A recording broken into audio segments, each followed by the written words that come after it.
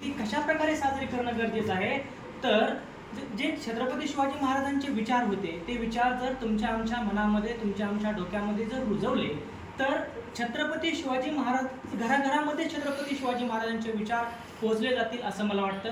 त्याचप्रमाणे छत्रपती शिवाजी महाराजांच्या संदर्भात जर सांगायचं झालं तर इतिहासाचं जर आपण वाचन केलं, इतिहासाचं जर आपण सिंहावलोकन केलं तर इतिहासामध्ये सगळेच राजे कर्तृत्वान होते, नेतृत्वान होते, परंतु छत्रपती शिवाजी महाराज असे एकमेव राजे होते की जे कर्तृत्वान होते आणि चारित्र्य संपन्नही होते. म्हणूनच आज इतकी वर्ष झालं तरी तुमच्या आमच्या हृदयावर छत्रपती शिवाजी महाराज राज्य करतात. म्हणून मला छत्रपती शिवाजी महाराजांच्या संदर्भात काही गोष्टी सांगायच्यात, काही घटना सांगायच्यात. कारण 1913 मध्ये आपले नोबेल पारितोषिक यांना भेटलं होतं. साहित्यामधील नोबेल पारितोषिक रवींद्रनाथ टागोर यांना 1913 मध्ये भेटलं होतं आणि त्यावेळेला भारताचं नाव जगामध्ये रोशन झालं, जगामध्ये गेलं आणि आपल्या धर्माला जे हिंदू धर्म होता त्याला एक प्रकारे नवचैतन्य निर्माण झालं. त्यावेळेला जगातील तमाम पत्रकारांनी प्रश्न विचारला रवींद्रनाथ टागोरजी यांना की तुमच्या भारताची ओळख मला 2 वाक्यामध्ये सांगा. तेव्हा टागोरजी म्हणाले, बुद्धांचं तत्वज्ञान आणि छत्रपती शिवाजी महाराजांचं कर्तृत्व हीच माझ्या भारताची ओळख आहे असं रवींद्रनाथ टागोर यांनी त्यावेळेला उत्तर दिलं होतं. आणि दुसरं उदाहरण जर सांगायचं झालं तर कर्मवीर भाऊराव पाटील यांनी रयत शिक्षण संस्थेची स्थापना 1913 मध्ये केली आणि त्यावेळेला काही आर्थिक कारणामुळे रयत शिक्षण संस्था डबघाईत आलेली होती.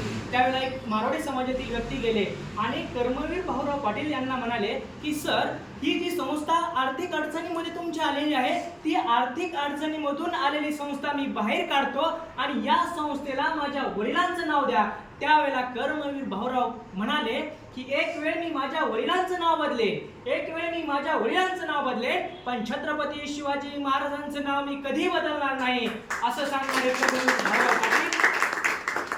आणि प्रबोधन काळ ठाकरेजी एका पुस्तकामध्ये खूप छान लिहितात. ते म्हणतात की 33 कोटी लोकांची फौज जरी आली, सर 33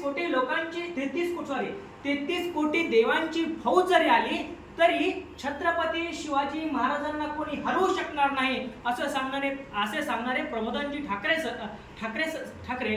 यानंतर मला छत्रपती शिवाजी महाराजांचा दृष्टिकोन त्या काळामध्ये समाजाकडे पाहण्याचा दृष्टिकोन काय होता आणि आजही तुमच्या आमच्या हृदयावर छत्रपती शिवाजी महाराजच का राज्य करतात. असे कितीतरी राज्य होऊन गेले आपल्या देशामध्ये, या जगामध्ये, पण तुमच्या आमच्या हृदयामध्ये आजही आपण का छत्रपती शिवाजी महाराजांचं इतकं नाव आपण त्वेषानं, इतक्या आनंदानं घेतो. त्याची काही कारणं सांगतो की ज्यावेळेला सुरत शहरावर स्वारी करायची होती, महिलांच्या संदर्भात छत्रपती शिवाजी महाराजांचा दृष्टिकोन कसा होता याचं मी तुम्हाला एक उदाहरण सांगतो.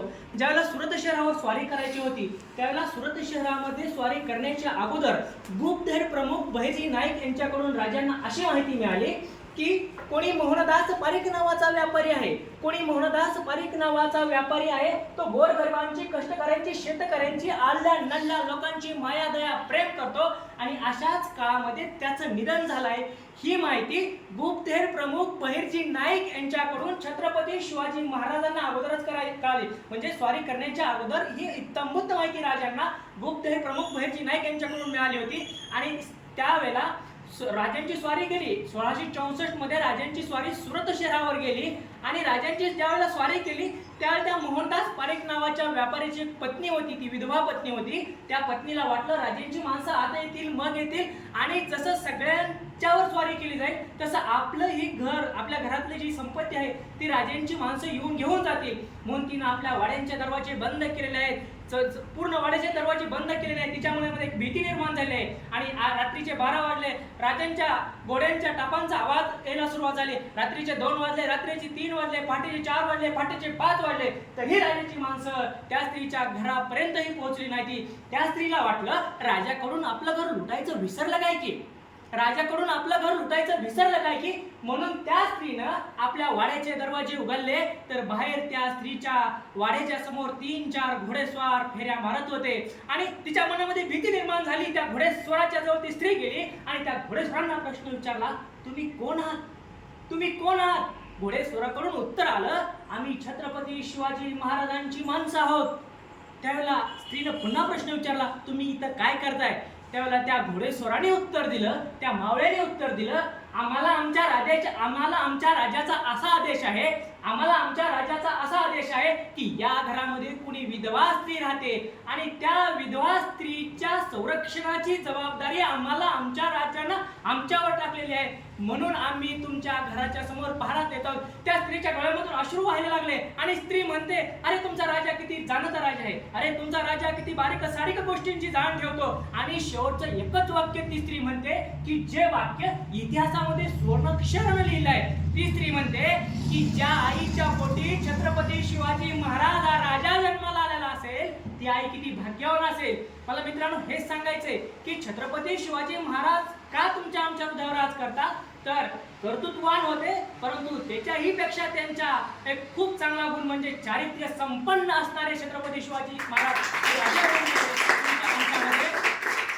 आणि दुसरं अजून एक तुम्हाला एक उदाहरण सांगायचं की छत्रपती शिवाजी महाराजांच्या काळामध्ये माणसं मरण्यासाठी तयार होत होती. असं एक तुम्हाला मी छोटासा प्रसंग सांगतो. ज्यावेळेला कोंडाजी फर्ज त्यांना फाशीची एका दासीमुळे चुगली झाली आणि त्यामुळे कोंडाजी बाबा पकडले गेले आणि कोंडाजी बाबांना 2 जल्लाल त्या फाशीच्या ओंडक्याकडे घेऊन जात होते. डाव्या हाताला एक जल्लाल होता, उजव्या बाजूला एक जल्लाल होता. आणि ज्यावेळेला दोन्ही जल्लाल कोंडाजी बाबांना फाशीच्या ओंडक्याकडे घेऊन जात होते त्यावेळेला कोंडाजी बाबांना उजव्या बाजूच्या जल्लालांना विचारलं की कोंडाजी तुम्हें मौत से डर नहीं है क्या, कोंडाजी तुम्हें मौत से डर नहीं है क्या. कोंडाजी बाबांनी त्याच्याकडे पाहिलं आणि थोडं गोड स्मित हास्य केलं. थोड्या पुढे अंतरावर गेल्यावर डाव्या बाजूच्या जल्लालांनी कोंडाजी बाबांना प्रश्न विचारला की कोंडाजी तुम्हें मौत से डर नहीं है क्या, तुम पागल हो गए हो का कोंडाजी. त्यावेळेला कोंडाजी बाबा त्याच्याकडे पाहतात आणि त्याला म्हणतात, अरे मी पागल तर झालेलोच नाही, मी वेडा सुद्धा नाही, कारण छत्रपती शिवाजी महाराजांसाठी मरण्यासाठी पिढ्याचं भाग्य लागतं आणि ते भाग्य आज मला मिळतंय. मग मी मरणाला देऊ तरी का आणि घाबरू तरी का. कोंडाजी बाबांना फाशीच्या ओंडक्यावर नेऊन उभा केलं. त्यावेळेला समोरून एक दोर आला. बाबांनी प्रश्न विचारला त्या समोरच्या जल्लालाला की अरे तुमच्या देशामध्ये मारणाऱ्या व्यक्तीची शेवटची इच्छा पूर्ण करण्याची काय पद्धत आहे का नाही. कोंडाजी बाबांनी प्रश्न त्या जल्लाला केला. जल्लालाने विचारलं, बोलो कोंडाजी तुम्हारी आखरी ख्वाहिश क्या है. त्यावेळेला कोंडाजी बाबा म्हणतात, मला मारणार असाल तर माझं असं दुमत नाही, परंतु तुमचा जो किल्लेदार आहे त्या किल्लेदारला माझ्या समोर बोलवा. किल्लेदारला समोर बोलवलं आणि किल्लेदार कोंडाजी बाबांना म्हणतो की बोलो कोंडाजी तुम्हारी आखरी ख्वाहिश क्या है. त्यावेळेला कोंडाजी बाबा म्हणतात, मला मारणार असाल तर माझं दुमत नाही, मला मारणार असाल तर माझं त्याच्याशी दुमत नाही, परंतु हा जो दोर आहे हा दोर तुमच्या अपवित्र नाशवंत हाताने माझ्या गळ्यामध्ये अडकविण्यापेक्षा, तुमच्या हाताने माझ्या गळ्यामध्ये अडकविण्यापेक्षा मी हा दोर माझ्या हाताने माझ्या गळ्यामध्ये अडकवून घेतो.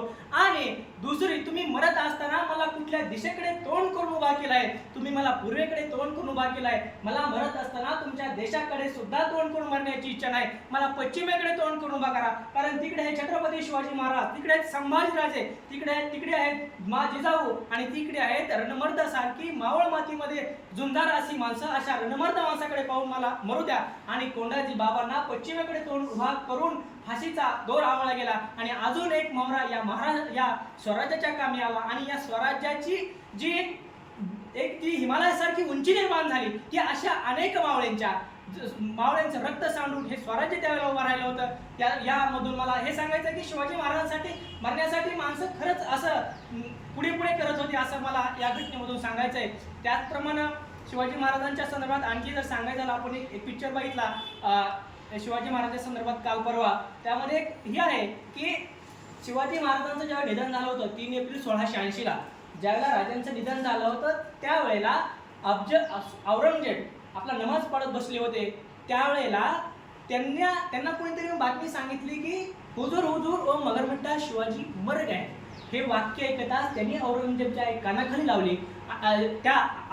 जो आलो होता त्याच्या एक कानाखाली लावली आणि त्याला म्हणाले की अरे शिवाजी महाराज त्यावेळेस त्याला म्हणतात की छत्रपती शिवाजी महाराजच्या संदर्भात ते म्हणतात की आपल्या अल्लाच्या समोर जाताना आपल्या अल्लाला म्हणतात की अल्लाह तू तुझी द्वारे खुली ठेव, कारण दुसऱ्यांच्या आई बहिणीची इज्जत राखणारा जगातील एकमेव असा राजा तुझ्या द्वारामध्ये येत आहे, यासाठी ती तुझी द्वारे खुली ठेव. हे वाक्य औरंगजेबचा सचिव, खाजगीतला सचिव याने अलंगीर भाषेमधून आजही लिहून ठेवलेला आहे.